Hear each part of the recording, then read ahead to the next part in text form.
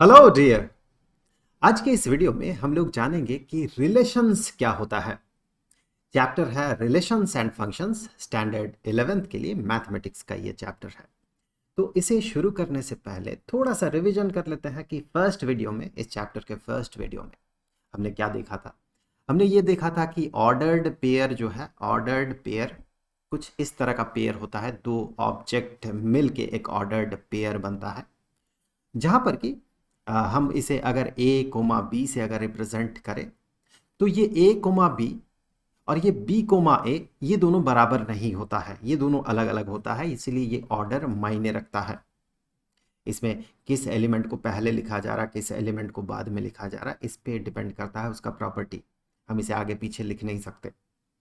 और साथ ही साथ इसी के कारण अगर दो ऑर्डर्ड पेयर अगर बराबर हो तो फिर इसका first element, first order pair का फर्स्ट एलिमेंट दोनों का बराबर होगा और सेकंड एलिमेंट दोनों का बराबर होगा, तब जाके ये ऑर्डर्ड पेयर, ये दोनों ऑर्डर्ड पेयर इक्वल होगा। वहां से आगे हमने ये भी देखा था लास्ट वीडियो में कि दो सेट्स का कार्टेशियन प्रोडक्ट किस तरह का होता है, जैसे कि सेट पी और सेट क्यू। इसका कार्टेशियन प्रोडक्ट कुछ इस तरह का होगा, जिसे समझने के लिए सबसे पहले एग्जांपल के तौर पे पी और क्यू सेट को कंसीडर कर लेते हैं।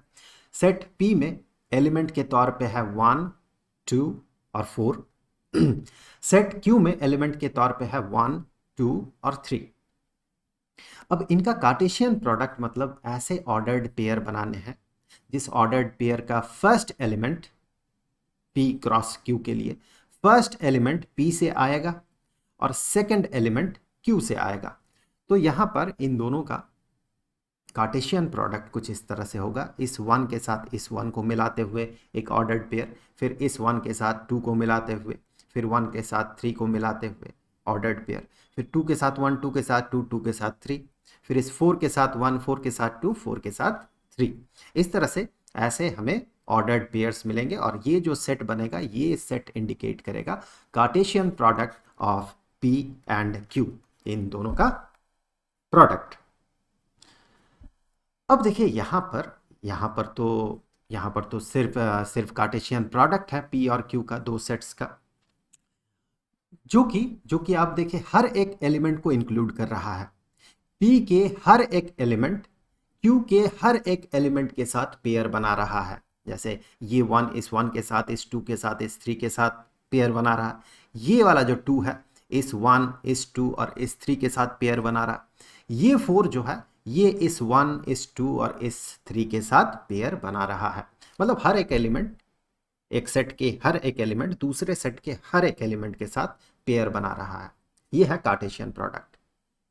अगर हम यहां पर कुछ कंडीशन यहां पर इंट्रोड्यूस करें या फिर आप कहें रिलेशन, जो यहां पर फर्स्ट एलिमेंट है और जो सेकंड एलिमेंट है, इन दोनों के बीच अगर हम कोई रिलेशन इंट्रोड्यूस करें कि ऐसा रिलेशन इन दोनों के बीच होना चाहिए, जो कि एक कंडीशन होगा ऑब्वियसली कि इनके बीच ऐसा रिलेशन होना चाहिए, तो फिर जब हम उस रिलेशन को इंट्रोड्यूस करते हैं तो उससे क्या होता है कि यहां पर जो P क्रॉस Q में जो हमें इतने सारे ऑर्डर्ड पेयर मिल रहे थे, वो सारे ऑर्डर्ड पेयर उस कंडीशन को, जैसे कि यहां पर हमने ये वाला कंडीशन इंट्रोड्यूस किया, तो सारे ऑर्डर्ड पेयर उस कंडीशन को सेटिस्फाई नहीं करता है, बल्कि जो जो ऑर्डर्ड पेयर इस गिवन कंडीशन को, इस गिवन रिलेशन को फुलफिल करेगा, उसी को अब हमें इंक्लूड करना है। यही है रिलेशंस का कॉन्सेप्ट।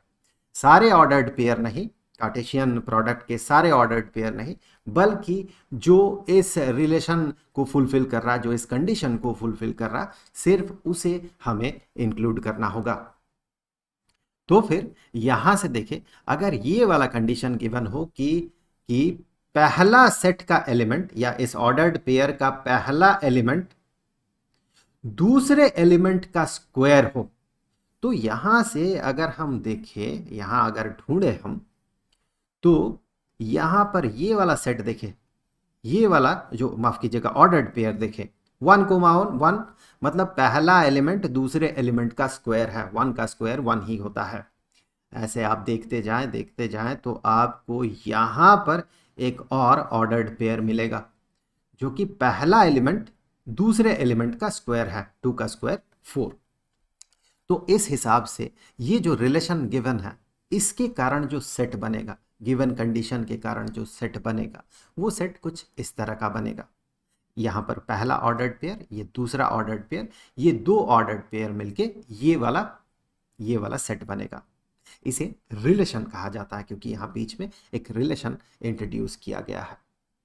अब इसे अगर हम ग्राफिकल सेंस में यहाँ पर देखें, तो फिर हम यहाँ कह सकते हैं कि जो ये P वाला सेट है, इसका जो 1 है, इस 1 के साथ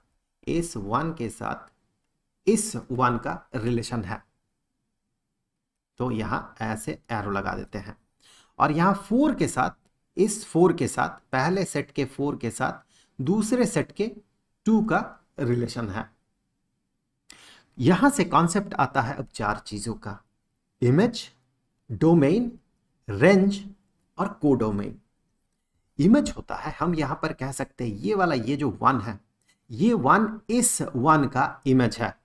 तो मैं कलर उसी तरह का यूज कर रहा हूं। ये जो दूसरा एलिमेंट है ऑर्डर्ड पेयर का, ये दूसरा एलिमेंट पहले एलिमेंट का इमेज है। ये फर्स्ट सेट है, ये सेकंड सेट है। तो ये इमेज है, ये जो 1 है इस 1 का इमेज है, ये 2 जो है इस 4 का इमेज है। तो जो ऑर्डर्ड पेयर में जो सेकंड एलिमेंट है वो फर्स्ट एलिमेंट का इमेज होगा। सो अगर मैं उस कलर से लिखूं 1 इज इमेज ऑफ कौन सा 1? ये वाला, इस कलर से डिपिक्टेड जो 1 है, ये पहला 1 जो है इस ऑर्डर्ड पेयर का। सो 1 is image of this 1। Similarly ऐसे ही हम कह सकते हैं कि 2 जो है, 2 इज इमेज ऑफ 4। इस 4 का इमेज है, ये जो 4 है इसका इमेज है। अब आते हैं डोमेन। डोमेन मतलब यहां पर इस रिलेशन के कारण जो भी ऑर्डर्ड पेयर का सेट बना है, उस सेट में उन ऑर्डर्ड पेयर्स का जो फर्स्ट एलिमेंट है, सारे फर्स्ट एलिमेंट्स, उनको कंसीडर करना है सेट में। तो उनको जब हम कंसीडर करेंगे, फर्स्ट एलिमेंट को जब हम कंसीडर करेंगे, तो डोमेन के तौर पे हमें मिलेगा 1 और 4। ये हो गया डोमेन। आप यहाँ पर देखें, यहाँ इसके साथ किसी का रिलेशन है, पहला सेट में इस 1 के साथ किसी का रिलेशन है, वो फिलहाल अभी डोमेन के लिए मैटर नहीं करता। और इस 4 के साथ किसी का रिलेशन है। तो ये 1 और 4 जो है, ये इस पूरे रिलेशन में ये डोमेन है। और रेंज जिसके साथ उसका रिलेशन है, मतलब इस 1 के किसके साथ रिलेशन है? इस 1 के साथ रिलेशन है। इस 4 का किसके साथ रिलेशन है? इस 2 के साथ रिलेशन है। तो ये 1 और 2 मिलके रेंज बनता है।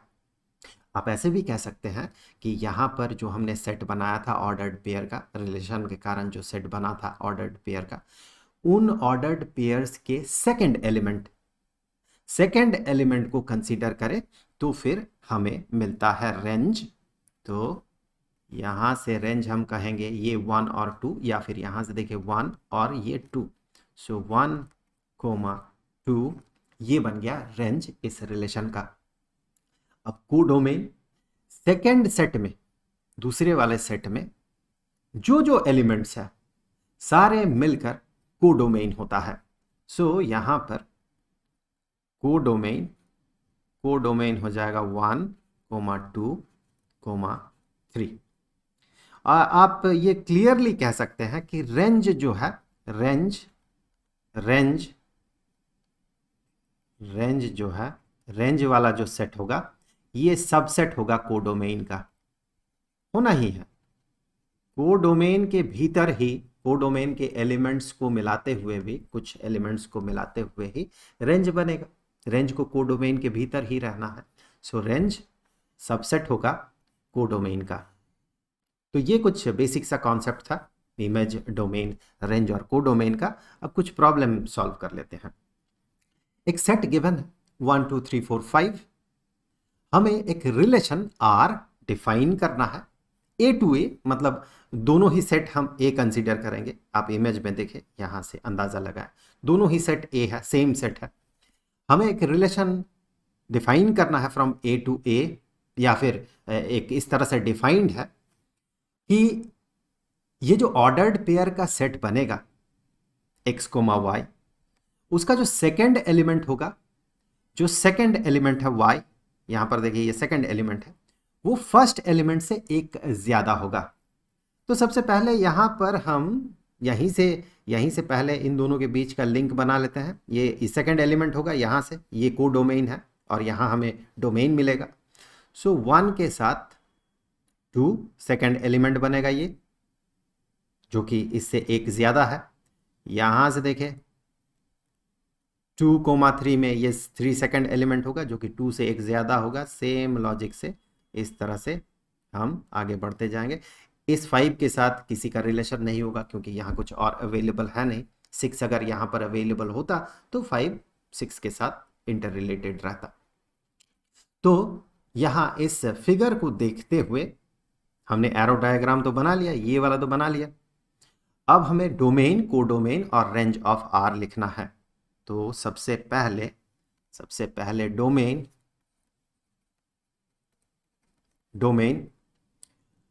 डोमेन जो इसका होगा, ये डोमेन होगा 1 2 3 4। सो 1 2 3 और 4 ये हो गया डोमेन।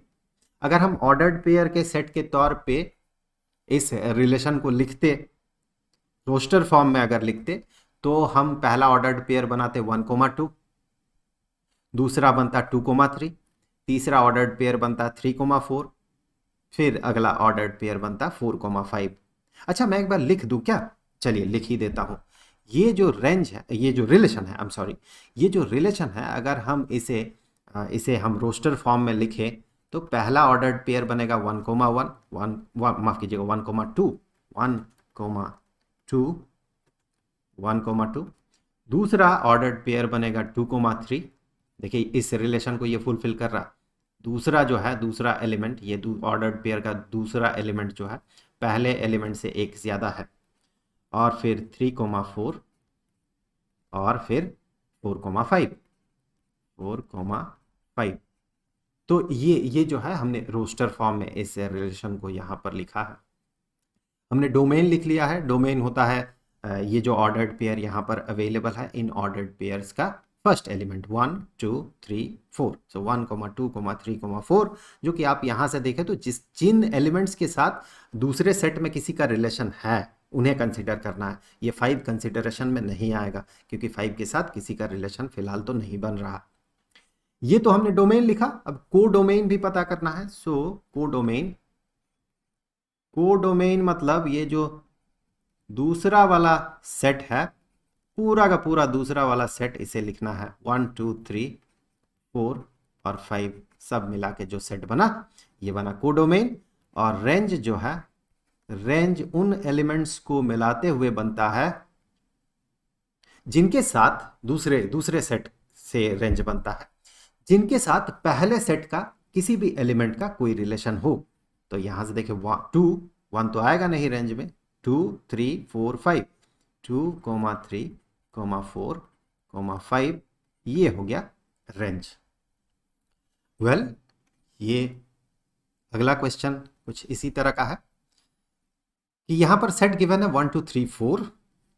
हमें एक आर रिलेशन कुछ ऐसा, आर को इस तरह से डिफाइन किया गया, आर को डिफाइन किया गया ऑन ए कि ए और बी ऑर्डर्ड पेयर जो बनेगा यहां पर A comma B, R is a set of ordered pair. तो यहां पर ऑर्डर्ड पेयर जो बनेगा ए कोमा बी, दोनों ही एलिमेंट ए से आएगा, मतलब ए को फिर 2 बार कंसीडर करना है हमें। इसका जो पहला सेट है ये भी ए है, दूसरा सेट भी ए है। और साथ ही साथ कंडीशन कुछ ऐसा है, गिवन कंडीशन जो रिलेशन है, रिलेशन कुछ ऐसा है कि B is exactly divisible by A। ये दूसरा वाला जो एलिमेंट है, जो कि इस वाले सेट से आएगा, दूसरे वाला सेट का जो एलिमेंट है वो एग्जैक्टली डिविजिबल बाय पहले वाले सेट के एलिमेंट से। तो उस तरह के सिचुएशन को हमें हमें कंसीडर करना है, उस तरह के सिचुएशन को हमें यहाँ पॉइंट आउट करना है। मतलब ये एलिमेंट इनको डिवाइड करेगा। तो देखिए ये 1 किसको किसको डिवाइड कर सकता है, 1 डिवाइड कर सकता है 1 को, 1 डिवाइड कर सकता है 2 को, 1 तो सभी को डिवाइड कर सकता है, कंप्लीटली डिवाइड कर सकता है।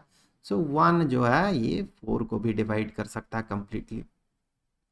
तो 1 तो सबको डिवाइड कर सकता है। अब नंबर इटसेल्फ, कोई भी नंबर इटसेल्फ उसे डिवाइड कर सकता है। तो यहां से हम कह सकते हैं ये 2 जो है 2 को डिवाइड कर सकता है, 3 जो है 3 को डिवाइड कर सकता है, 4 जो है 4 को डिवाइड कर सकता है। और साथ ही साथ यहाँ पर हमें एक ऐसा सिचुएशन भी मिलेगा, ये 2 जो है इस 4 को डिवाइड कर सकता है। तो सबसे पहले तो हमें इसे रोस्टर फॉर्म में लिखना है। तो अगर मैं इसे रोस्टर फॉर्म में लिखूं तो ये जो सेट बनेगा, ये सेट कुछ ऐसा बनेगा। पहले 1,1 1,1 यहीं से चूज करना है, हमें ए से ही चूज करना है। 1,1 फिर आएगा 1,2, 1 तो सभी को डिवाइड कर सकता है, 1,2 फिर 1,3 फिर 1,4 1,4 और फिर आगे देखें 2,2, 2 किसे किसे डिवाइड कर सकता है, 2,2 और 2,4 फिर आ जाएंगे हम लोग 3,3। यहाँ पर देखें हर एक जगह पे, हर एक ऑर्डर्ड पेयर के लिए जो कंडीशन गिवन है कि बी मतलब सेकंड एलिमेंट ऑर्डर्ड पेयर का इज एग्जैक्टली डिविजिबल बाय ए, ये कंडीशन फुलफिल्ड हो रहा है। सेकंड एलिमेंट जो है फर्स्ट एलिमेंट से कंप्लीटली डिविजिबल है, कंप्लीटली डिवाइड कर सकता है फर्स्ट एलिमेंट। सो यहाँ से देखें ये 1 4 को डिवाइड कर सकता है, 1 3 को, 2 2 को, 2 4 को, 3 3 को, 4 4 को डिवाइड कर सकता है। तो रोस्टर फॉर्म में हमने इसे लिख लिया। अब यहाँ पर डोमेन और रेंज हमें पता करना होगा। सो डोमेन की अगर बात करें तो यहाँ पर देखें डोमेन मतलब यहाँ फर्स्ट सेट से हमें एलिमेंट पता करना है, खोज के निकालना है, जिसके साथ सेकंड सेट का किसी भी तरह का रिलेशन हो। तो यहाँ पर देखें 1 से निकला है लाइन, 2 से निकला है मतलब 2 का भी किसी के साथ रिलेशन है, 3 से भी निकला है लाइन, 4 से भी निकला है लाइन। सो डोमेन जो होगा ये होगा 1,2,3,4, यहाँ सबको कंसिडर करना 1 2 3 4।